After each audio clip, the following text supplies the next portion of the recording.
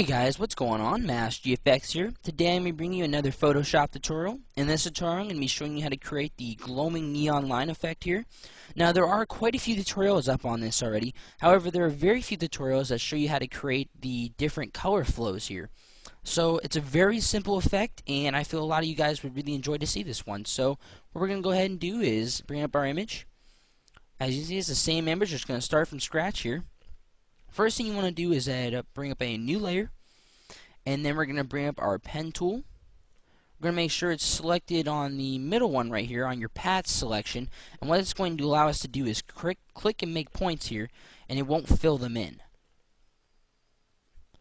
So now that we have that selected, what we're going to do is we're going to take our pen tool, we're going to click to make a point, then we're going to click and make another point. We're going to continue holding down our left mouse button, and we're going to drag off into a diagonal direction until it creates a nice little curve right there.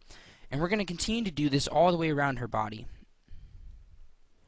You can get as close or as far away as you want. What I'm doing for here is trying to continue with the shape of her body. And then we're going to get it nice and thin at the bottom there. Alright, now that we have that done, the next step we're going to want to do is bring up our brush tool. So we're going to hit our B key, and then we're going to right click, and we're going to scroll up to the top here. And for this one, for the image on this, I'm going to be selecting the brush size of 9. And what we're going to do is go back to our pen tool, and then we're going to right click, we're going to hit stroke path, we're going to make sure it's set on brush and click OK. As you can see, it just stroked the entire brush path that we just made with the brush size that we selected and the color that we have. Now, in order to get these lines off, you have to do is hit enter one more time. Now, and as you can see, it's just one plain color right here. Now, this is where I'm going to show you how to create the multi-color effect.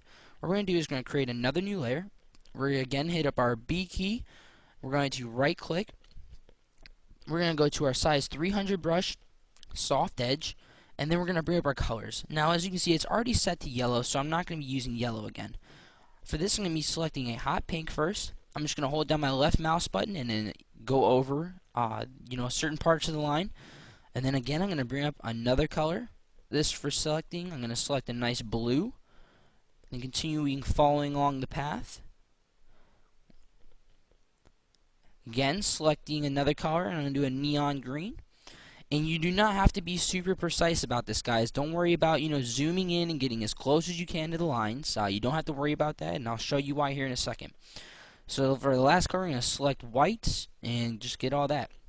As you can see, it's a complete mess right now, and it doesn't look anything like what I showed you before. Now here's how you fix that problem.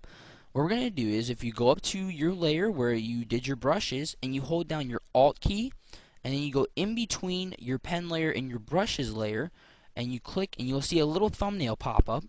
Now if you click on that, it will create a clipping mask to the line that you just made. So as you can see, we have that nice little, color effects right here. And next we're going to do is we're going to bring it out and add that neon, the really nice glow effect to it. So for this, we're going to go to our pen layer that we created the shape on. We're going to double click to bring up our blending options. For here, we're going to do an outer glow. We're going to set the blend mode to normal. We're going to set the color to white for this one. Opacity to 100%. And you can mess with the spread and size as much as you wish.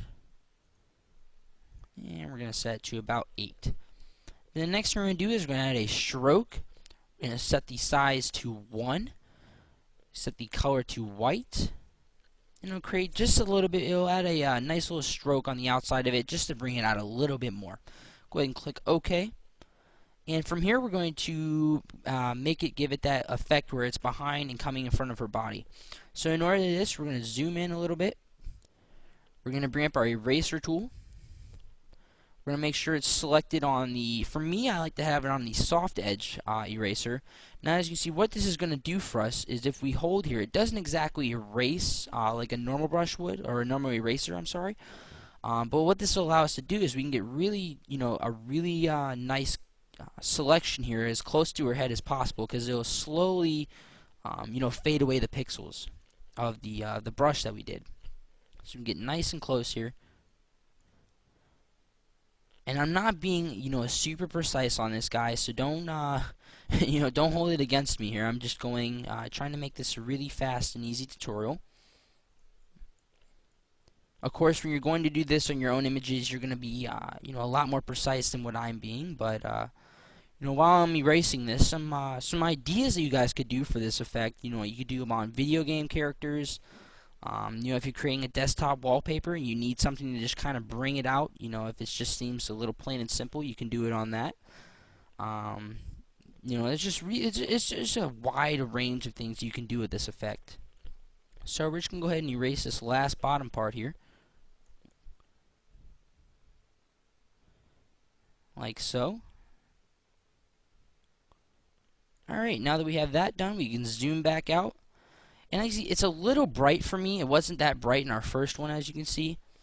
So what I wanted to do for this is I went over here to my fill option, selected the arrow, and then I just lowered the fill ratio on it. And it just kind of, a little, I don't know, I don't really know the word for it, but it just kind of took it down a little bit more. It took the tone down and just made it flow a lot better with the background. So go ahead and zoom out, and there's our image. So again, guys, this is supposed to be a quick and easy tutorial. I hope you guys enjoyed this. But other than that, guys, take it easy.